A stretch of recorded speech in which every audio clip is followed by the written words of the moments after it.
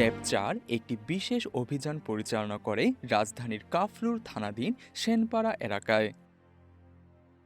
RAB সূত্রে জানা যায়, সুনির্দিষ্ট গোয়েন্দা তথ্যের ভিত্তিতে র্যাব-৪ জানতে পারে ওই এলাকার একটি বাসায় অবৈধ দেশি ও বিদেশি আগ্নেয়াস্ত্র মজুদ রয়েছে। সেই তথ্যের ভিত্তিতে একটি দল দ্রুত অভিযান পরিচালনা করে।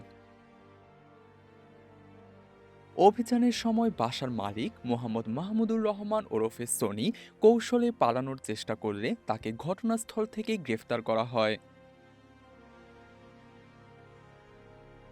পরবর্তীতে ব্যাপক জিজ্ঞাসাবাদে আসামির দেওয়া তথ্য অনুযায়ী উক্ত বাসা তল্লাশি করে একটি অবৈধ বিদেশি পিস্তল, ৬ রাউন্ড তাজা গুলি, ১ রাউন্ড খোসা এবং একটি দেশীয় অস্ত্র উদ্ধার করা হয়।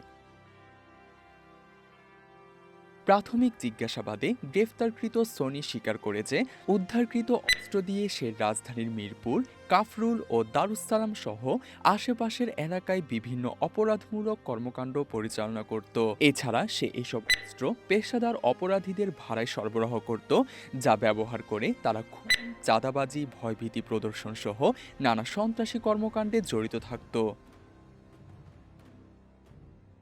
র্যাব আরও জানায়, গ্রেফতারকৃত আসামির বিরুদ্ধে বিভিন্ন অপরাধে জড়িত থাকার প্রাথমিক প্রমাণ পাওয়া গেছে। তার বিরুদ্ধে আইনানুগ ব্যবস্থা গ্রহণের জন্য তাকে সংশ্লিষ্ট থানায় হস্তান্তর করা হয়েছে।